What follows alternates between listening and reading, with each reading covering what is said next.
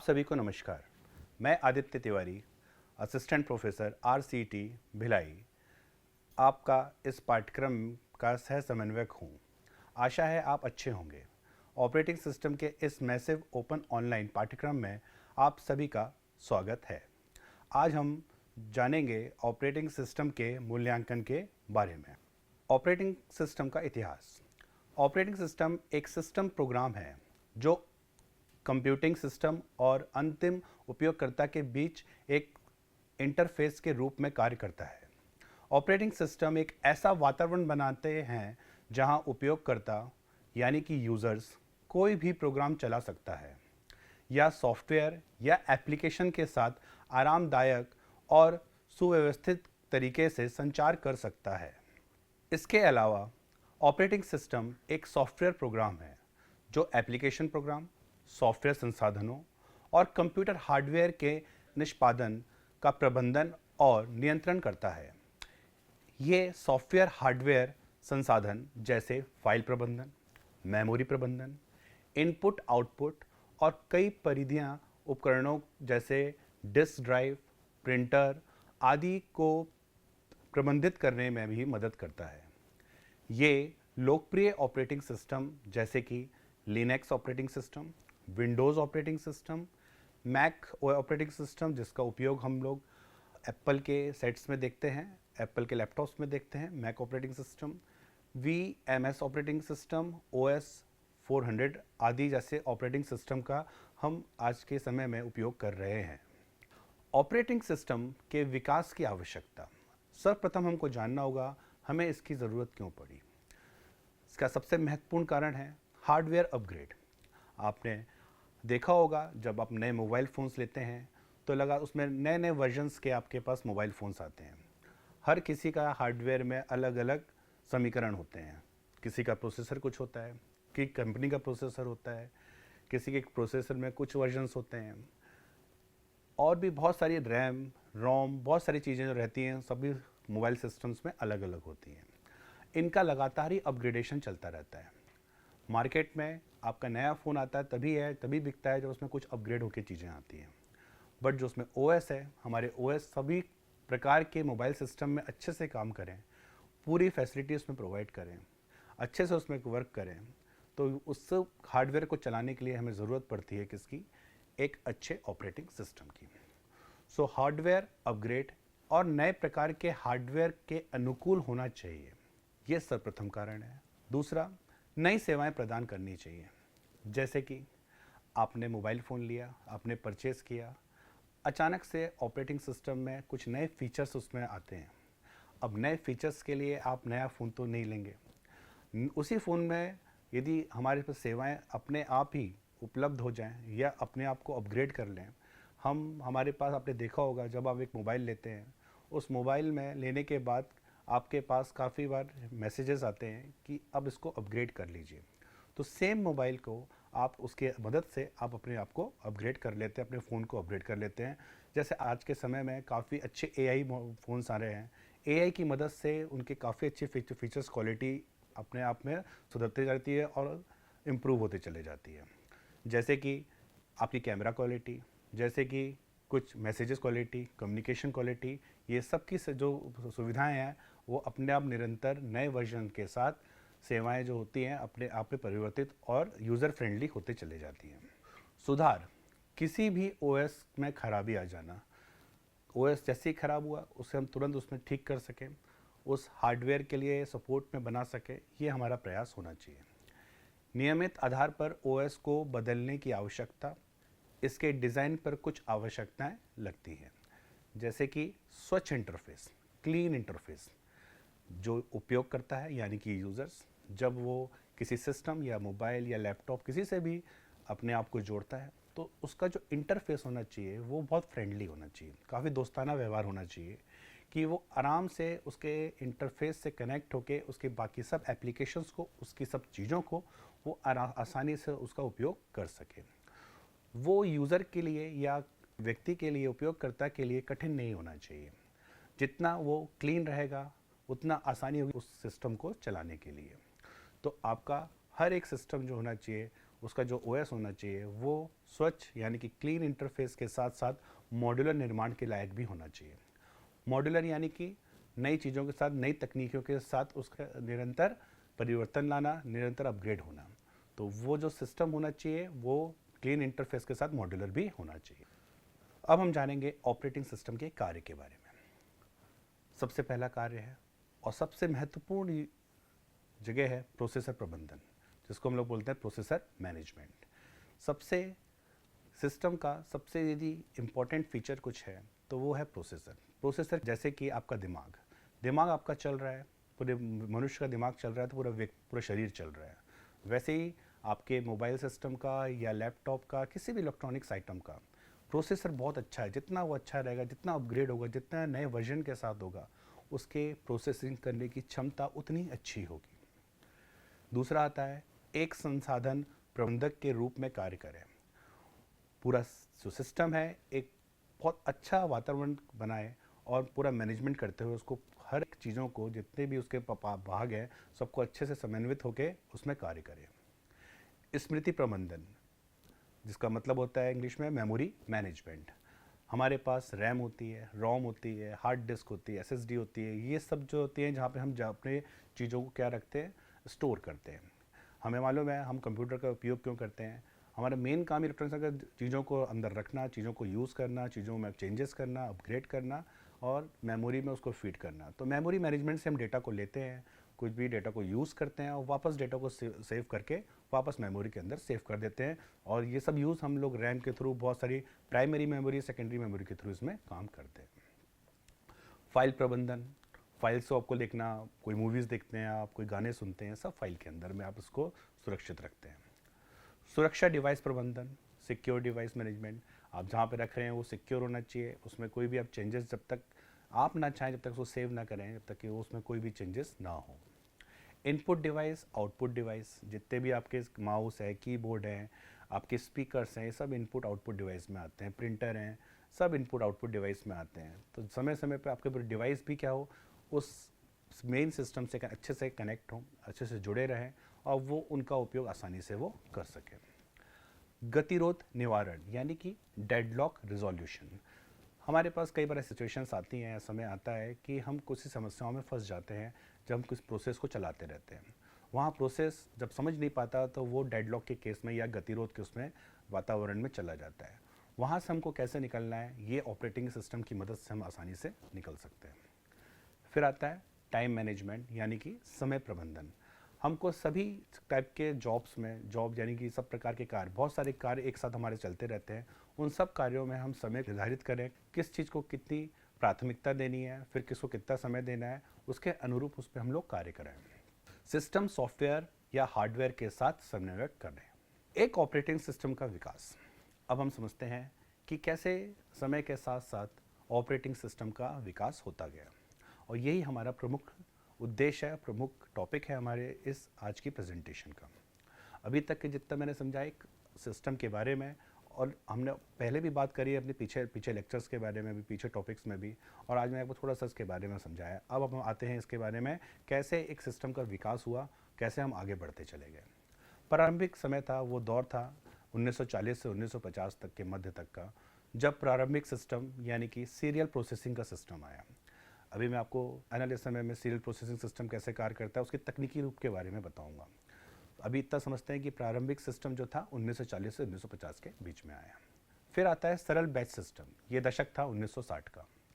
फिर आगे बढ़ती है टेक्नोलॉजी, अपने आप में परिवर्तित होती है, समय के साथ सबको आगे बढ़ना है, हमें सब कुछ स्पीड चाहिए, समय कम लगना चाहिए, तो लगातार इसका अपग्रेडेशन होता गया। 1970 का समय आता है मल्टी प्रोग्राम बैच सिस्टम। 1970 में एक और चीज़ आती है टाइम शेयरिंग और रियल टाइम सिस्टम। ये दोनों का उस समय उपयोग में आए, जिससे काफ़ी लोगों को आसानी होने लग गई। फिर 1980 का दशक आता है, वहाँ पे मल्टी प्रोसेसर सिस्टम आरंभ होता है, जहाँ से और लोग आसान सिस्टम को यूज़ करने में अपने आप को अच्छा पाते हैं। फिर आता है नेटवर्क युक्त त्रित सिस्टम, ये भी 1980 के दशक में आ जाता है। पहले जो ऑपरेटिंग सिस्टम नहीं थे, जब 1940 में हमारा चालू हुआ, वहाँ पे 19 ऑपरेटिंग सिस्टम का यूज़ नहीं होता था। पहले प्रौद्योगिकी के विकास के साथ ओएस भी पेश किया गया। जब टेक्नोलॉजी बढ़ी, प्रौद्योगिकी बढ़ी, उसके साथ साथ ओएस को भी पेश किया गया। इससे पहले 1940 के दशक में कंप्यूटर सिस्टम प्रोग्राम पर काम करते थे। उपयोगकर्ता माइक्रो स्विच का उपयोग करके मशीन हार्डवेयर में प्रोग्राम इनपुट करते थे। वर्ष 1950 में कुछ नई तकनीकियों का विकास हुआ। इन तकनीकियों को उपयोगकर्ता और कंप्यूटर सिस्टम के बीच बातचीत और आसान बनाने के लिए पेश किया गया था। वर्ष 1956 में पहला ओएस पेश किया गया। सन 1940 से 1955 तक के अभी तक ओएस में कोई भी कार्य नहीं हुए थे। हम ओएस के ना कार्य करते हुए, ऑपरेटिंग सिस्टम का ना कार्य करते हम दूसरी चीज़ों को हम उपयोग कर रहे थे। पहली बार 1956 में पहला ओएस पेश किया जाता है। इसे आईबीएम मेन फ्रेम कंप्यूटर को चलाने योग्य बनाने के लिए पेश किया गया था। इसे जनरल मोटर्स द्वारा पेश किया गया था। 1964 में पहला ओएस प्रोग्राम लिखा गया। फिर 1969 में यूनिक्स का विकास हुआ। सन 1973 में ज़ेरोक्स ऑल्टो पेश की गई, लेकिन ये व्यावसायिक रूप से बहुत सफल नहीं रही। फिर आगे बढ़ते हैं। सन 1978 में एप्पल डॉस की शुरुआत हुई। सन 1981 में एमएस डॉस की शुरुआत हुई। सन 1987 में एमएस डॉस विंडोज़ की शुरुआत हुई। 1988 में अगला स्टेप पेश किया गया। 1991 में लिनक्स की शुरुआत हुई। 1992 में विंडोज़ 3.1 पेश किया गया था। 1995 में विंडोज़ 95 यानी कि विंडोज़ 95 पेश किया गया था। सन 1998 में विंडोज़ 98 या विंडोज़ 98 पेश किया गया था। 2001 में विंडोज़ एक्सपी और मैक ओएस एक्स पेश किया गया। 2004 में एंड्रॉयड ओएस पेश किया गया। 2007 में आईओएस आईफोन ओएस पेश किया गया। 2009 में विंडोज़ 7 पेश किया गया। 2010 में क्रोम ओएस पेश किया गया था। विंडोज़ 8 से इसे 26 अक्टूबर 2012 को रिटेल के लिए जारी किया गया था। विंडोज़ 10 इसे 29 जुलाई 2015 में रिलीज़ किया गया था। तो इस प्रकार से ऑपरेटिंग सिस्टम का मूल्यांकन निरंतर परिवर्तनीय रहा, क्रांति रही, जिससे लोगों को आसानी पड़ी और सिस्टम को अच्छे से वो यूज़ कर पाए। अब हम समझते हैं ऑपरेटिंग सिस्टम के प्रकार। अभी तकनीकी रूप से कैसे इसमें परिवर्तित हुए। सन 1940 से लेके 1956 जब ओएस को पहली बार लाया गया से अभी तक के क्या क्या क्रांतियाँ आई, हम इसको तकनीकी रूप से समझने की कोशिश करते हैं। सबसे पहले जब आरंभ हुआ तो बैच ऑपरेटिंग सिस्टम के बारे में बताया गया, फिर टाइम शेयरिंग ऑपरेटिंग सिस्टम, फिर एम्बेडेड ऑपरेटिंग सिस्टम, फिर मल्टी प्रोग्रामिंग ऑपरेटिंग सिस्टम, फिर नेटवर्क ऑपरेटिंग सिस्टम, फिर वितरित ऑपरेटिंग सिस्टम, फिर मल्टी प्रोसेसिंग ऑपरेटिंग सिस्टम और फिर रियल टाइम ऑपरेटिंग सिस्टम। इस प्रकार से निरंतर इसका प्रयास हुआ और आज के समय में हम लोग इसको आखिरी में यूज़ कर रहे हैं। अब इन सबको चलाने के लिए हमें ज़रूरत थी डिवाइस मैनेजर की। डिवाइस जितने भी रहते हैं उसके प्रबंधक की हमें आवश्यकता थी, फाइल प्रबंधक की आवश्यकता थी, मेमोरी प्रबंधक की आवश्यकता थी, प्रोसेस प्रबंधक की आवश्यकता थी, नेटवर्क प्रबंधक की आवश्यकता थी। अब सबसे पहले हम समझते हैं बैच ऑपरेटिंग सिस्टम के बारे में।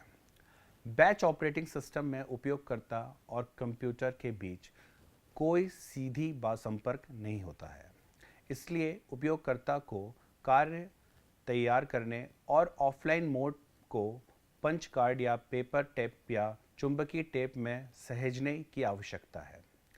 जॉब सूचित करने के बाद इसे कंप्यूटर ऑपरेटर को सौंप दें।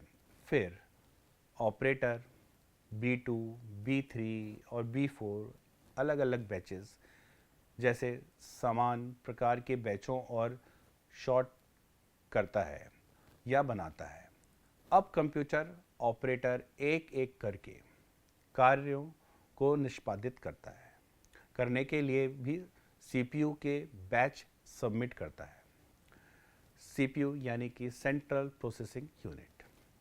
इसके बाद सीपीयू कार्य निष्पादित करना शुरू कर देता है और जब सभी कार्य समाप्त हो जाते हैं तो कंप्यूटर ऑपरेटर उपयोगकर्ता को आउटपुट प्रदान करता है। फिर आता है टाइम शेयरिंग ऑपरेटिंग सिस्टम। ये ऑपरेटिंग सिस्टम का प्रकार है जो हमें एक ही समय में एक विशिष्ट सिस्टम की साझा करने और उपयोग करने के लिए विभिन्न स्थानों पर स्थित कई लोगों को जोड़ने की अनुमति देता है। Time sharing operating system multi processing का तार्किक विस्तार है जिसके माध्यम से उपयोगकर्ता कई कार्यों को एक साथ चला सकते हैं। इसके अलावा ये प्रत्येक उपयोगकर्ता को इनपुट या आउटपुट के लिए उसका टर्मिनल प्रदान करता है जो सिस्टम पर वर्तमान में चल रहे प्रोग्राम या प्रोसेसर को प्रभावित करता है। ये दर्शाता है कि सीपीयू की समय कई उपयोगकर्ता प्रक्रियाओं के बीच साझा किया जाता है या प्रोसेसर का समय को एक साथ कई उपयोगकर्ताओं के बीच साझा किया जाता है, उसे टाइम शेयरिंग कहते हैं। फिर आता है embedded operating system. Embedded operating system computer system के एम्बेडेड हार्डवेयर कॉन्फ़िगरेशन के उपयोग किया जाने वाला विशिष्ट उद्देश्य ऑपरेटिंग सिस्टम है। ये ऑपरेटिंग सिस्टम स्वचालित टेलर मशीन, एटीएम, हवाई जहाज सिस्टम, डिजिटल होम असिस्टेंट और internet of things IoT device जैसे समर्पित उपकरणों पर काम करने के लिए डिज़ाइन किया गए हैं। फिर आते हैं multi programming operating system. CPU को कम उपयोग और उसके सीपीयू के निष्क्रिय रहने तक इनपुट और संसाधन की प्रतीक्षा से रोका जाता है। यह सिस्टम संसाधनों के अनुचित उपयोग को दर्शाता है। इसलिए ऑपरेटिंग सिस्टम एक नई अवधारणा पेश करता है जिसे मल्टी प्रोग्रामिंग के रूप में जाना जाता है। मल्टी प्रोग्रामिंग ऑपरेटिंग सिस्टम उन अवधारणाओं को संदर्भित करता है जिसमें दो या दो से अधिक प्रक्रियाएं या प्रोग्राम एक हो कंप्यूटर सिस्टम द्वारा एक के बाद एक प्रक्रियाओं का निष्पादित करने के लिए एक साथ सक्रिय होता है। जब कोई प्रोग्राम रन मोड में जाता है और सीपीयू का उपयोग करता है तो दूसरा प्रोग्राम या फाइल उसी समय इनपुट आउटपुट संसाधनों का उपयोग करता है या अन्य सिस्टम संसाधनों के उपलब्ध होने की प्रतीक्षा करता है। यह सिस्टम संसाधनों के उपयोग में सुधार करता है जिससे सिस्टम थ्रूपुट बढ़ता है, जिससे ऐसा सिस्टम जो मल्टी प्रोग्रामिंग ऑपरेटिंग सिस्टम के रूप में जाना जाता है। हम एक ही कार्य को बहुत सारे जॉबों में अलग अलग भागों में विभाजित करके मेमोरी मैनेजमेंट करके या आवंटित करके उसका उपयोग कर सकते हैं। फिर आता है networking operating system. Networking operating system की एक महत्वपूर्ण श्रेणी है जो डेटा, एप्लीकेशन और अन्य नेटवर्क संसाधनों को संभालने के लिए स्विच, राउटर या फायरवॉल जैसे नेटवर्क उपकरणों का उपयोग करके सर्वर पर काम करता है। ये स्वायत्त ऑपरेटिंग सिस्टम के बीच कनेक्टिविटी प्रदान करता है जिसे नेटवर्क ऑपरेटिंग सिस्टम कहा जाता है। नेटवर्क ऑपरेटिंग सिस्टम एक दूसरे के साथ संचार करने के लिए कई कंप्यूटरों के बीच डेटा, फाइलें, हार्डवेयर डिवाइस और प्रिंटिंग संसाधनों को साझा करने के लिए भी उपयोग है। फिर आता है नेटवर्क ऑपरेटिंग सिस्टम के प्रकार। Peer to peer network operating system. Network operating system का प्रकार उपयोग को लैन यानी कि लोकल एरिया नेटवर्क का उपयोग करके दो या दो से अधिक कंप्यूटर मशीनों के बीच फाइलें, संसाधनों साझा करने की अनुमति देता है। फिर आता है client server network operating system. ये नेटवर्क ऑपरेटिंग सिस्टम का एक प्रकार है जो उपयोगकर्ताओं को एक सामान्य सर्वर या संसाधनों केंद्र सबके माध्यम से संसाधनों, कार्यों और अनुप्रयोग तक पहुंचाने की अनुमति देता है। क्लाइंट वर्क स्टेशन नेटवर्क के सेंट्रल हब में मौजूद सभी संसाधनों तक पहुंच सकता है। एक एकाधिक ग्राहक विभिन्न संसाधनों के नेटवर्क पर विभिन्न प्रकार के संसाधनों तक पहुंच और साझा कर सकता है। फिर आता है वितरित ऑपरेटिंग सिस्टम, जिसका नाम है डिस्ट्रीब्यूटेड ऑपरेटिंग सिस्टम।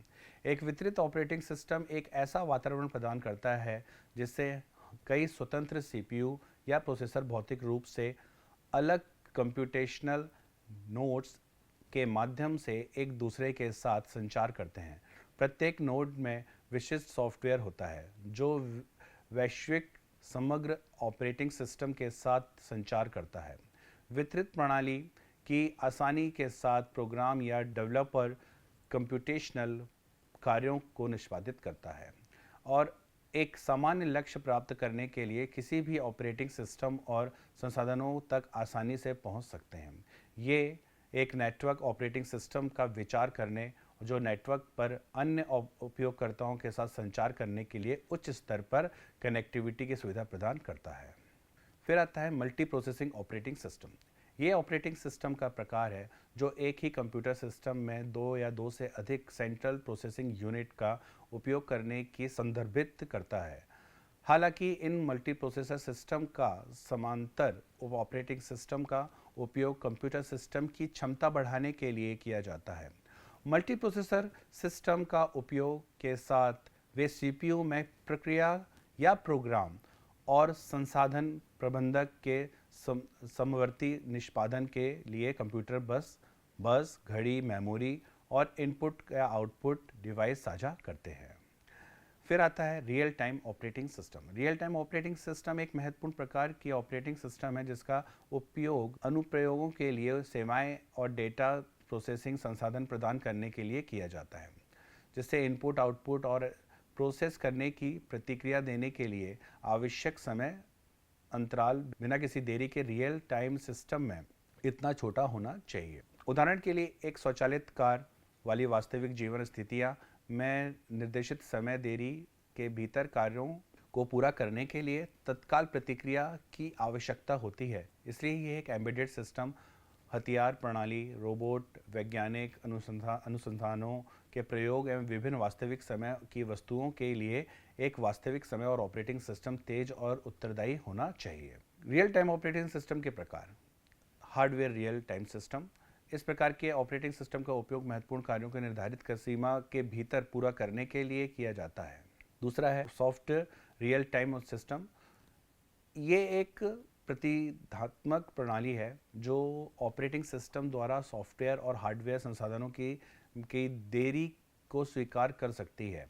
ये नरम वास्तविक समय प्रणाली में एक महत्वपूर्ण कार्य कम महत्वपूर्ण कार्यों को प्राथमिकता देता है और वह प्राथमिकता कार्य पूरा होने तक सक्रिय रहती है।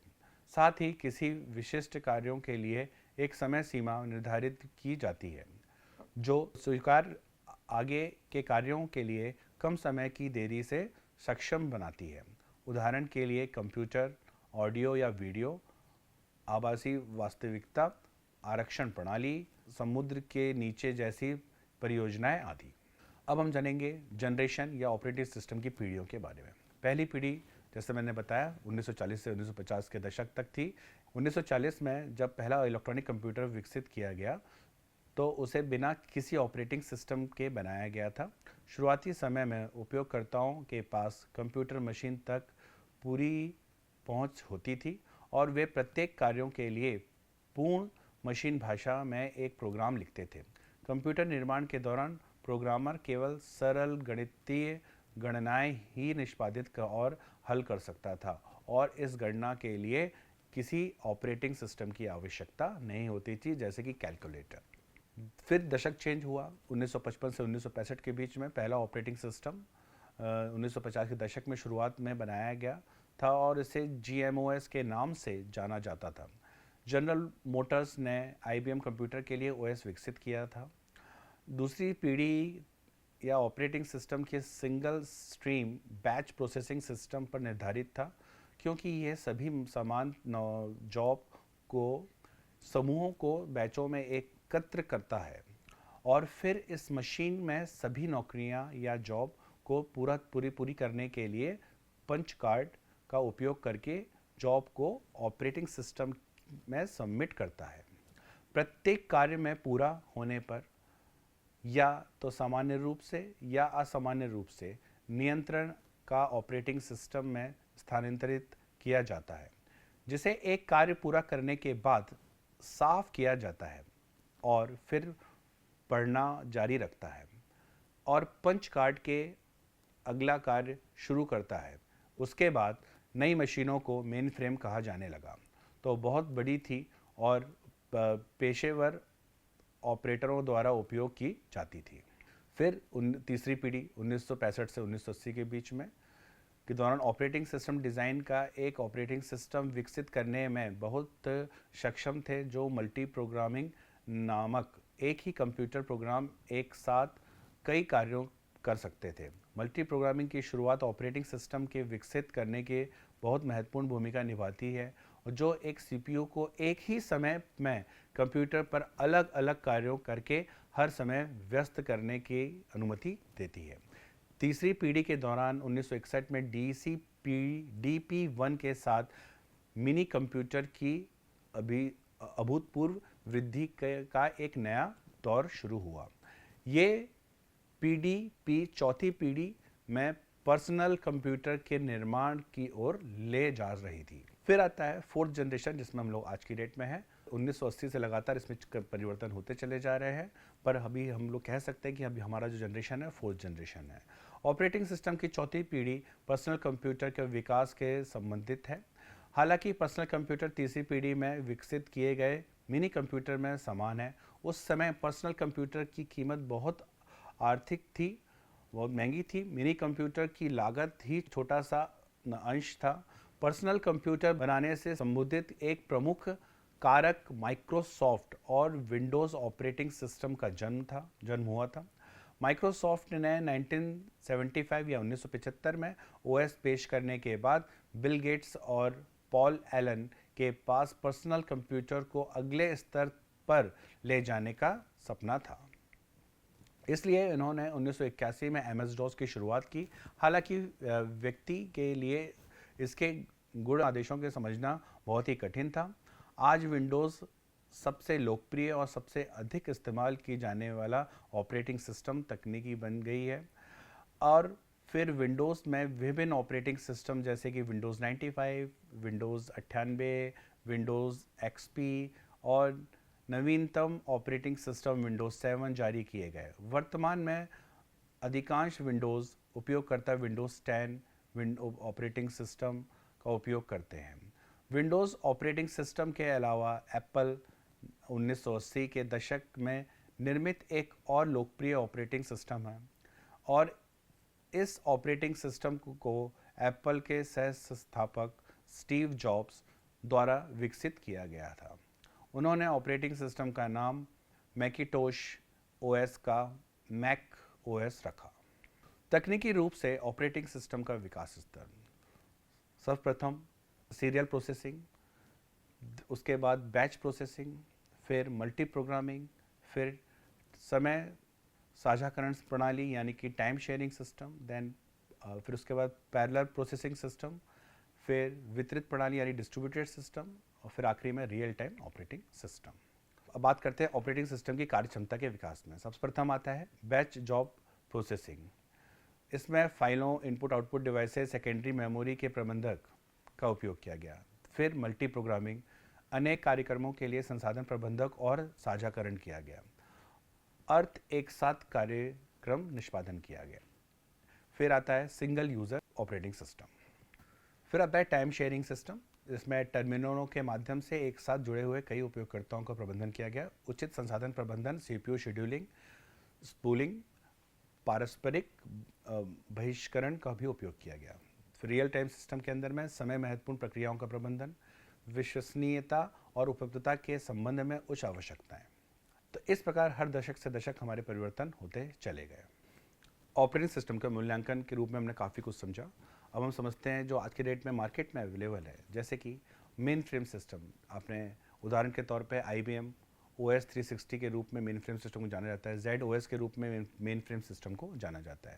डेस्कटॉप जो सामान्यतः हमारे घरों में रहते हैं, जिनके ऑपरेटिंग सिस्टम को हम लोग यूज़ करते हैं या उपयोग में लाते हैं, जैसे कि विंडोज़ ऑपरेटिंग सिस्टम, और लिनक्स ऑपरेटिंग सिस्टम।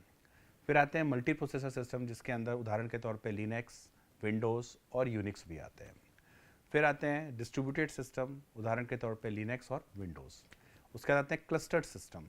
जैसे जैसे हमारे डेटा बढ़ते जा रहे हैं, हमको विभिन्न प्रकार के अच्छे ऑपरेटिंग सिस्टम की भी आवश्यकता होती है, जैसे क्लस्टर सिस्टम लेके एंजल, एमीबिया, अल्फ़ा प्रकार के ऑपरेटिंग सिस्टम।